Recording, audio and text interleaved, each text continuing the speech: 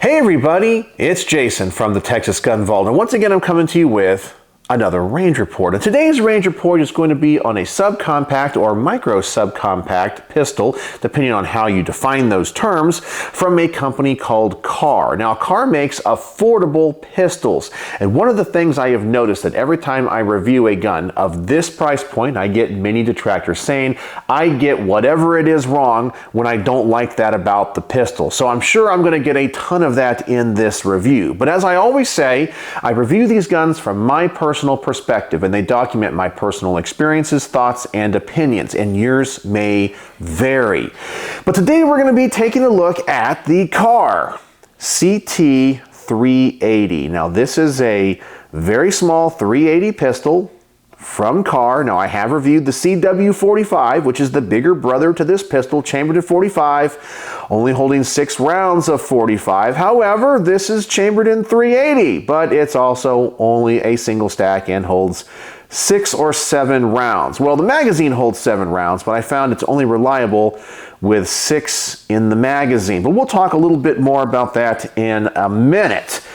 But before we get into the things that I like and don't like about this pistol, as always, I want to thank the people that make these videos possible. First and foremost is the owner of this pistol. His name is Richard. He's a local fan and subscriber, and I know he's really looking forward to seeing my thoughts on this pistol because I think he knows I'm probably not going to like it. But thank you so much, Richard, for putting me through this torture.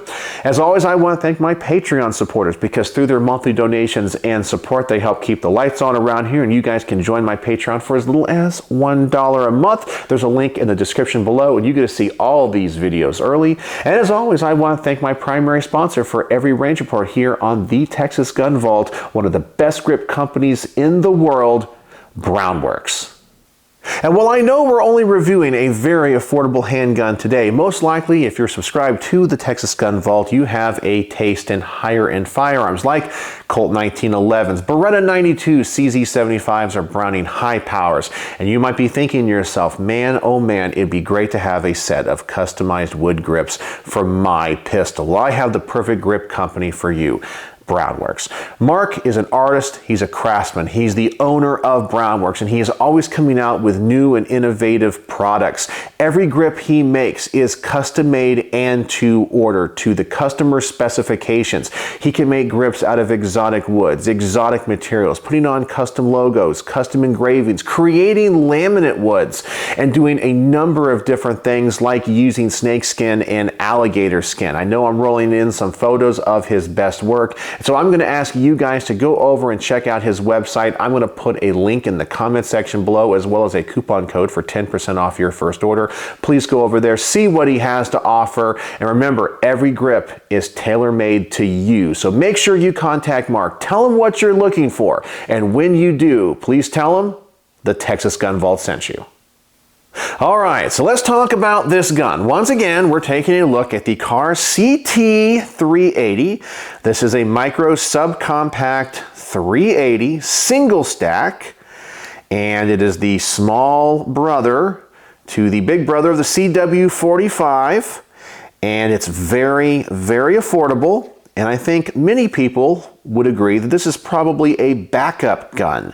So this might not be your primary carry. This might be something that you're going to throw in your pocket. And because of its price point, not worry too much about it getting dinged and damaged up. But that's what I think this gun really is and what they market it to be. So let's talk about the things I like and don't like about this gun. And as always, let's talk about the things that I like about this gun first.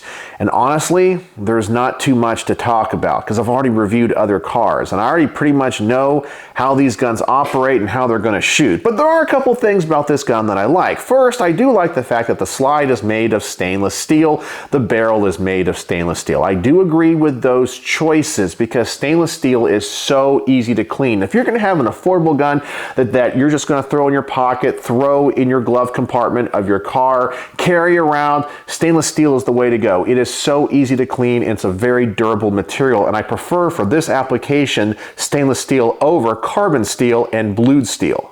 The other thing I like about this gun is that it appears to have kind of magazine compatibility with another gun, because the magazines that you get with these I don't think are that good. They only hold 6 or 7 rounds.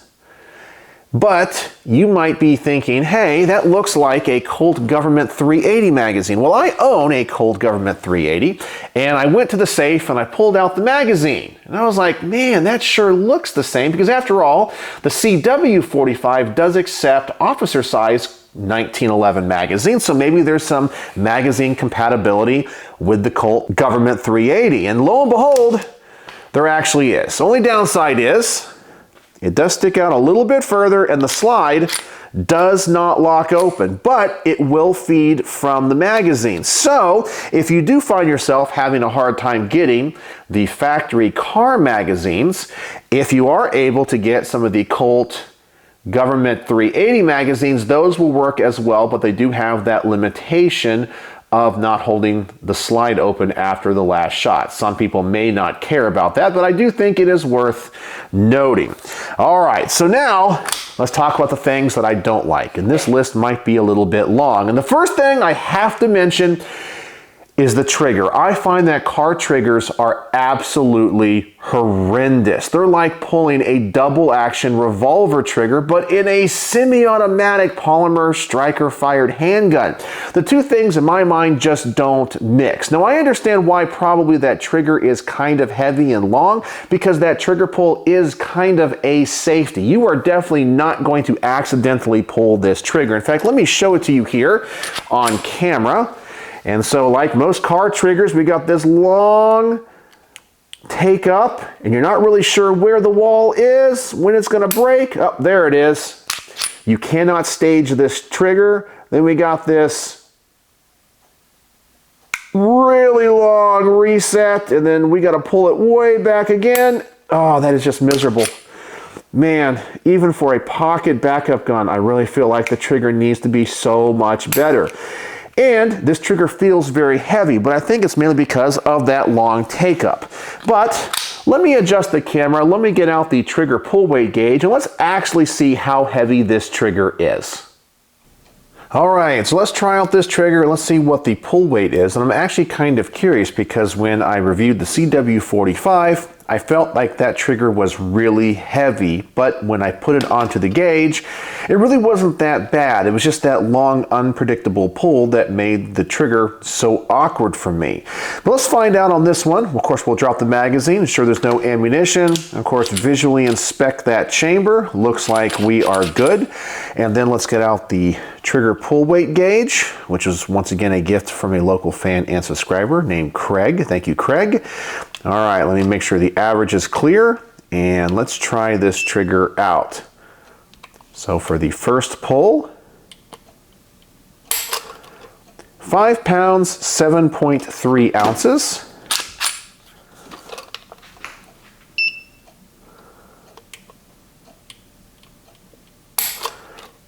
£5 pounds, 6.1 ounces.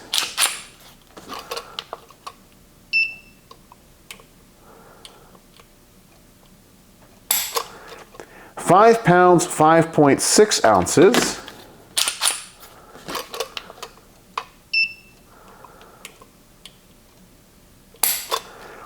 £5 pounds, 4.3 ounces. And then finally we have 5 pounds, 2.4 ounces, which gives us an average of 5 pounds, 5.2 ounces. Now this trigger seems to be very similar to the CW45 in that the feel of the trigger seems to be a lot heavier than the actual weight of the trigger according to the gauge. But I really don't think this long, unpredictable pull is that good for any type of gun, whether that be a backup gun or a subcompact gun or a CCW gun. I want something that I can stage and something that's going to be a little bit more predictable and crisp. But that's the pull weight of this trigger. All right, let's get back to the rest of this review. And I actually find that that data is very interesting because, as I mentioned, the trigger pull seems to feel like it's heavier than 5.5 pounds or the like. But it's just because it's long and unpredictable. It just doesn't feel very good. Now, there are a few other things about this gun that I don't like. I don't like the capacity. I mean, after all, if you're carrying a 380, you're already carrying an underpowered cartridge. Not that it's not effective, but if you're going to be carrying 380, I think you want as much capacity as possible. And this is single stack, and you're going to get 7 rounds in this magazine. But we're going to talk about why maybe you want to underload it to only 6 rounds once we get into the shooting portion. So you're using an underpowered cartridge and a very low capacity magazine. The other thing that I don't like is how narrow it is. And I understand why it's narrow, because it is designed for pocket carry. But sometimes guns can be too narrow. It can feel uncomfortable in your hand, and sometimes they're going to recoil a little bit stouter than what you expect because you have all of the recoil coming back into a very narrow portion of your hand. But I don't like the way it feels because of how narrow it is. And that's mainly the things about this gun I don't like, and that pretty much mirrors my problems with the CW45. But all right, I've talked about this gun enough. Who knows? It may win me over. So let's get it to the range. So we're going to start off as always at 7 yards. I'm going to load up both of these magazines, and I want to say that because I have a little bit of experience now shooting these Kahr pistols, I know to take my time with this trigger pull. When I shot that CW45 in the past, the grouping was horrible. But if I take my time knowing how these guns perform, maybe I can do a little bit better. So here we go. My first shot, 2 magazines, 7 yards. And let's see how this gun shoots.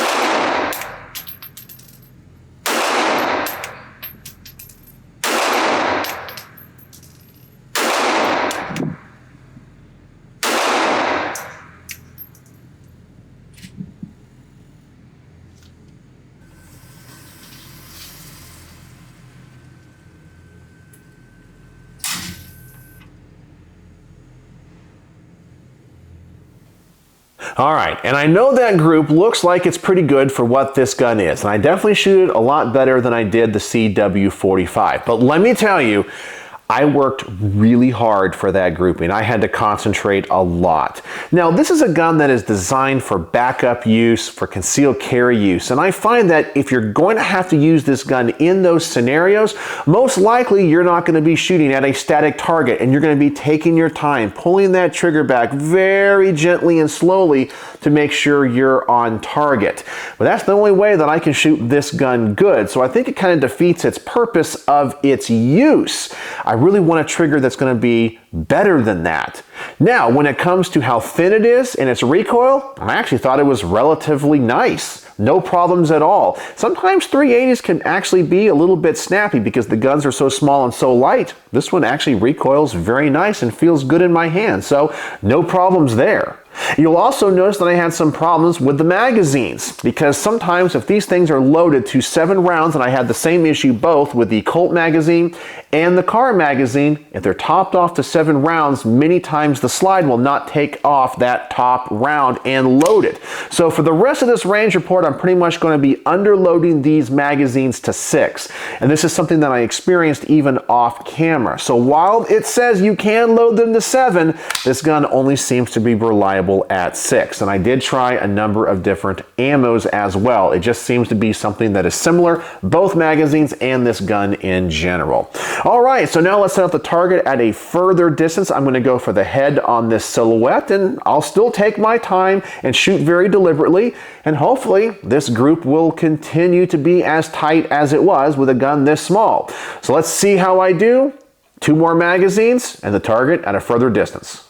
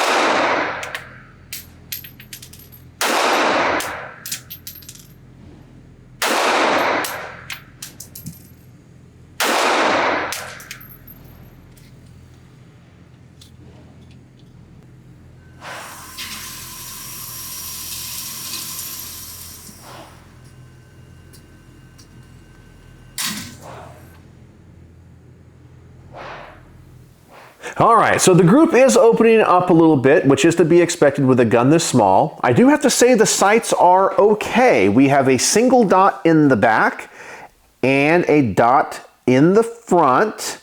They're very visible. I think they work well. Of course, with a small gun, you do have a very short sight radius, which means as the target goes out further, the less forgiving the gun will be when it comes to the sights. So, yeah, I guess it is practical accuracy for this distance. So now I'm going to try to take the human element out of it. I'm going to set up the target at 15 yards. And then I'm going to bench rest this or shoot it against a barrier. Normally I do this at 20 or 25 yards, but I don't think with this gun I'm going to be very successful. So here we go. 2 more magazines at 15 yards, and I'm going to bench rest this or shoot it up against a barrier and try to take that human element away. So here we go. Let's see how this gun does at this even further distance.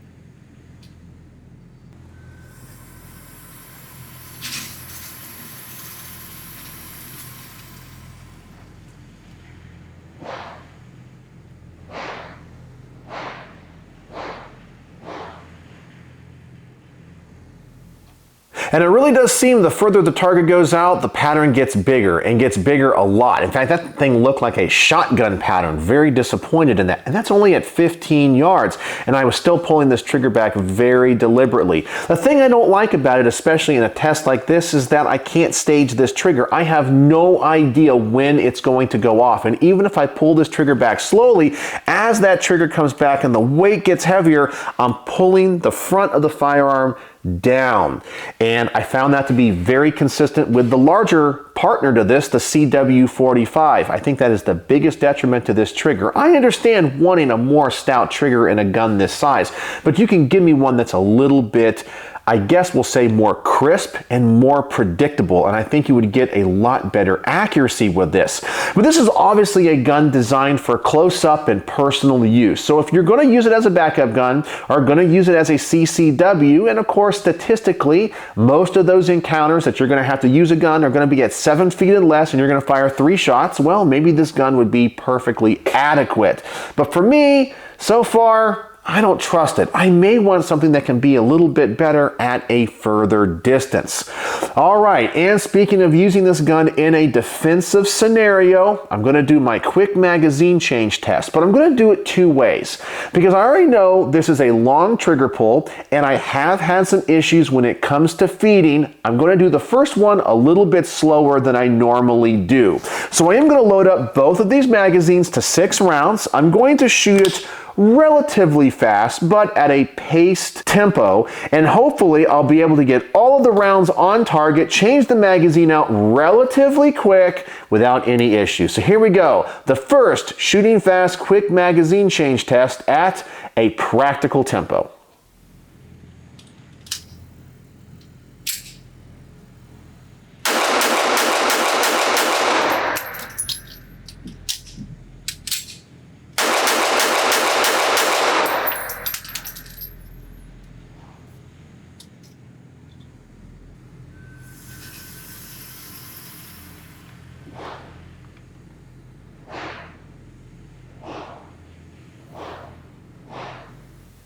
Okay, so that wasn't too bad. I actually think for defensive use, that would be okay. But let me ask you a question.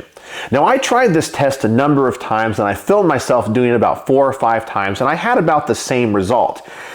If you're under stress, if you're having to pull this gun and your heart is racing and you have adrenaline flowing through your body, are you going to slowly and deliberately put these sights on target and go, okay, I can't shoot this gun too fast, boom, boom, boom, boom, boom? Or in a panicked mode, are you just going to try to unload this gun as fast as you possibly can to defend yourself and, of course, to stop the threat? Well, that's what I wanted to see. So the next test is going to be exactly the same scenario, but now I'm going to try to shoot this thing as absolutely fast as I possibly can and see what the results are, how the gun performs, and if it affects the accuracy at all. So here we go, the true quick magazine change and shoot gun fast test.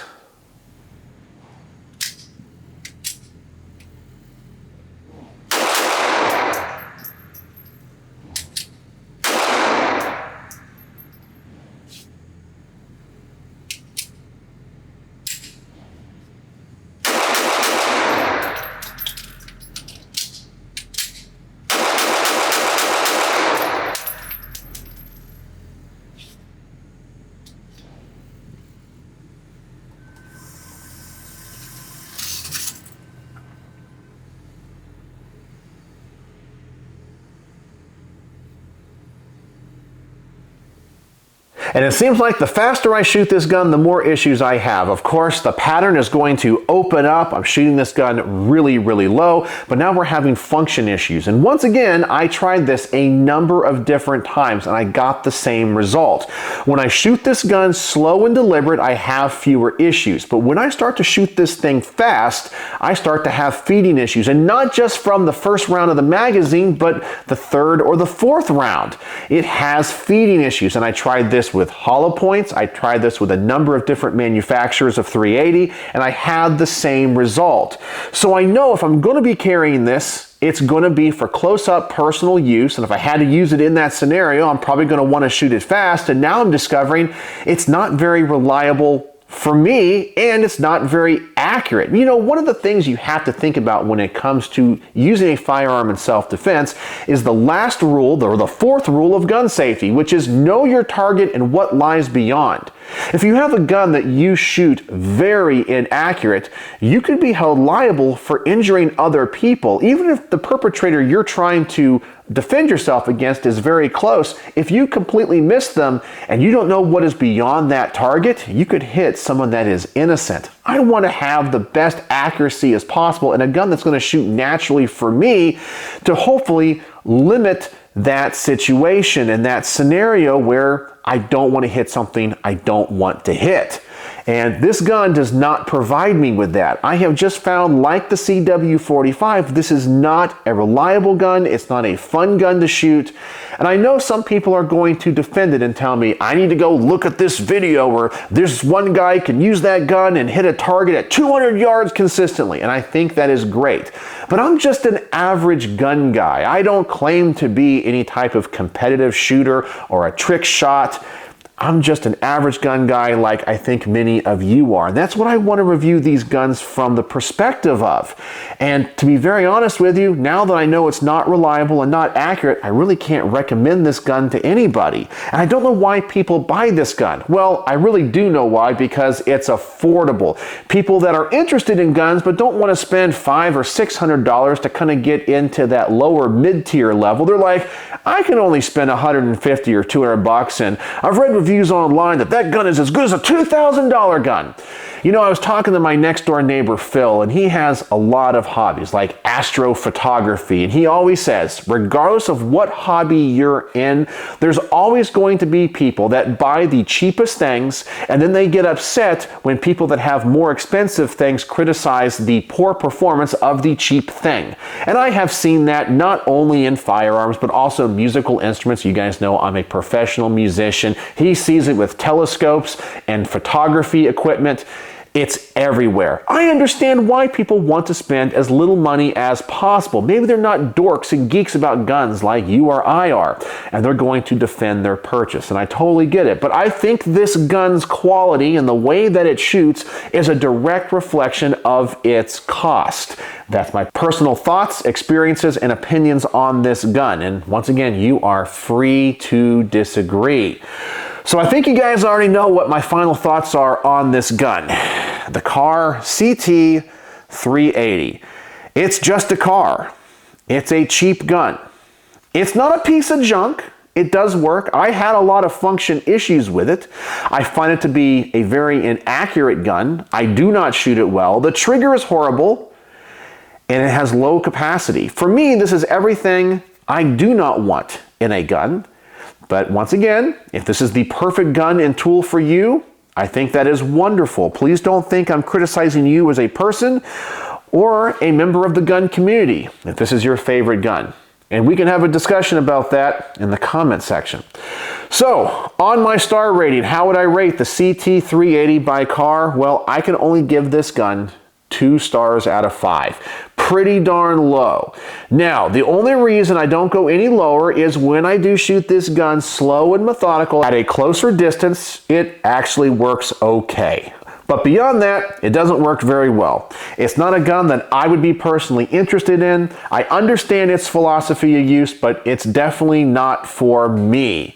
And it might be for you, who knows? And if this is a gun that you're interested in, I would highly recommend you go to a range where you can rent this gun and try it out before you buy it. Just don't see some positive review online by some big gun tuber saying, it's as good as a $3,000 2011 pistol, it's the most amazing thing.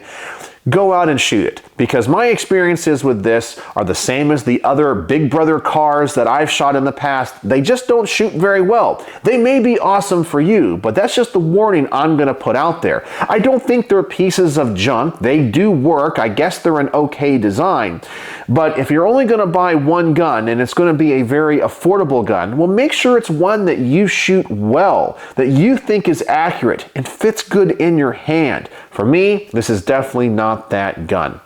But as I said, that's just my personal thoughts, opinions, and experiences. So I hope this video helps somebody in the future. I have no doubt I have made some people upset, and I hope they can understand that I'm doing this from an unbiased and hopefully objective standpoint. So anyway, let me know what you think about the CT380, my opinions on it, and was I too harsh on it? I would love to know in the comment section below. So, as always, thanks for watching.